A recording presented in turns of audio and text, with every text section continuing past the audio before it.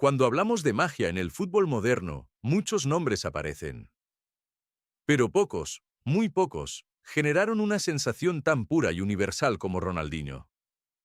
No era solo talento. Era alegría convertida en fútbol.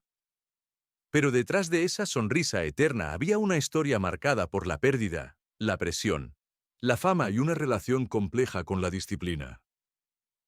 Ronaldinho nació en Porto Alegre, en el seno de una familia humilde donde el fútbol no era solo un deporte, era una forma de vida.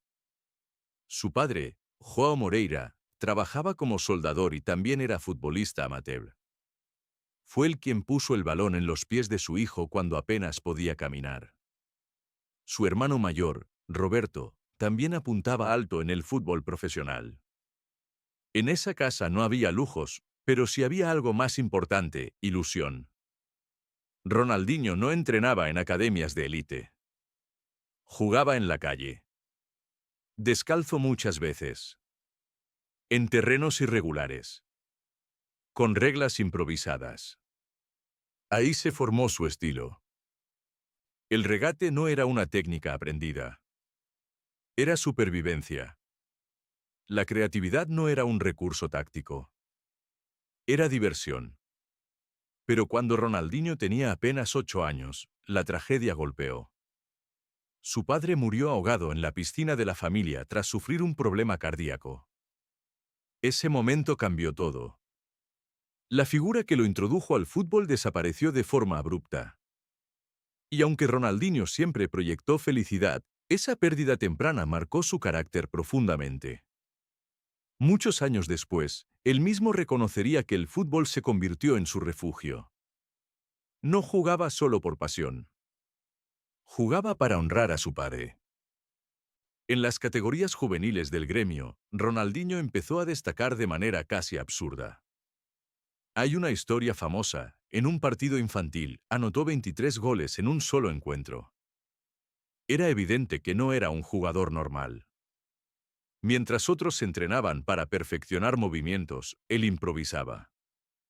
Intentaba cosas que nadie se atrevía a hacer.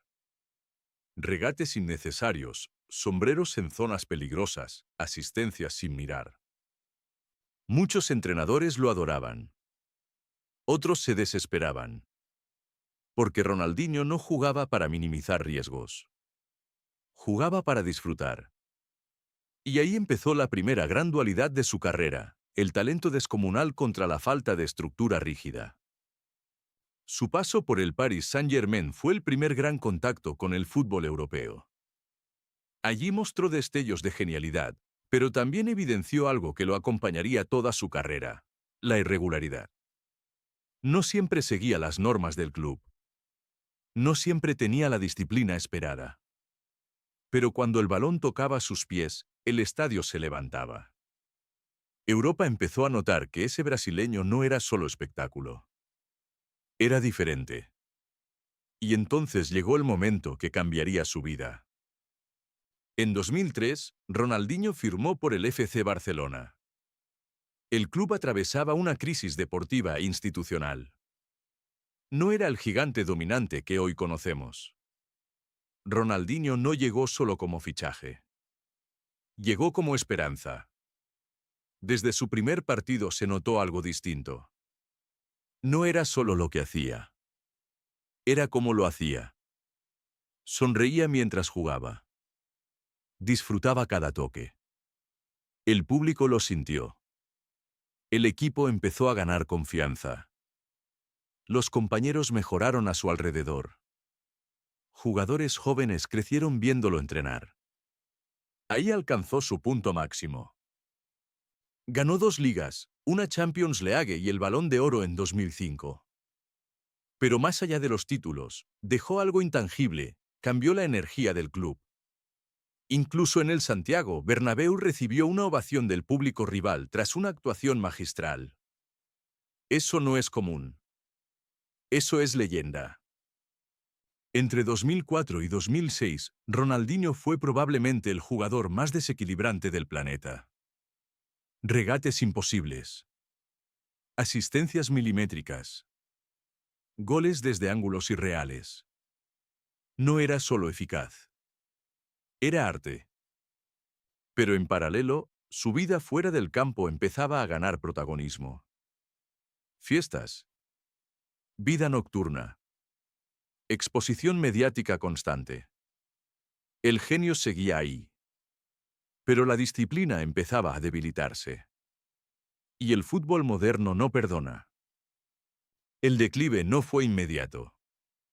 Fue progresivo. Lesiones menores. Menor intensidad en los entrenamientos. Críticas internas. Mientras jóvenes como Messi comenzaban a crecer, Ronaldinho ya no era el centro absoluto. Y algo en él parecía no estar dispuesto a cambiar su naturaleza. Porque Ronaldinho nunca fue obsesivo como Cristiano Ronaldo. Nunca fue metódico como Messi. Él jugaba por placer. Y cuando el placer disminuyó, el rendimiento también. Su salida del Barcelona fue silenciosa. Sin escándalo público, pero con la sensación de que su pico había quedado atrás demasiado pronto. En el AC Milan tuvo buenos momentos, pero nunca volvió a ser el mismo. Regresó a Brasil. Ganó títulos con Flamengo y Atlético Mineiro. Incluso levantó la Copa Libertadores. Pero ya no era el mago invencible. Era el recuerdo de lo que fue. El episodio más sorprendente llegó años después, cuando fue detenido en Paraguay por ingresar con pasaporte falso. El mundo se quedó en silencio. El hombre que hacía sonreír estadios enteros ahora estaba en prisión. Y aún allí, jugó fútbol. Organizó torneos internos. Ganó un cerdo como premio. Porque Ronaldinho, incluso en la adversidad, seguía siendo Ronaldinho. ¿Fue un talento desperdiciado? ¿O fue alguien que eligió vivir a su manera? Ronaldinho nunca quiso ser una máquina. Nunca quiso ser un símbolo de disciplina extrema. Fue fiel a su naturaleza. Y esa fidelidad tuvo un precio. Pero también le dio algo único, el cariño universal. Porque mientras otros eran admirados por su eficacia, Ronaldinho fue amado por su alegría. Hoy, cuando se habla de fútbol espectáculo, su nombre aparece inevitablemente. No fue el más constante. No fue el más disciplinado. Pero durante su pico, fue el más mágico. Y eso, en un deporte tan calculado, es casi irrepetible. La historia de Ronaldinho no trata solo de talento. Trata sobre identidad. Sobre lo que ocurre cuando alguien decide vivir según su esencia, incluso si eso significa no alcanzar todo su potencial estadístico. Fue genio, fue alegría y fue humano. Si te interesan las historias que exploran el lado humano detrás del talento, las luces y las sombras de quienes alcanzan la cima y las decisiones que marcan su destino, este canal es para ti. Aquí no hablamos solo de éxito, hablamos del precio que lo acompaña.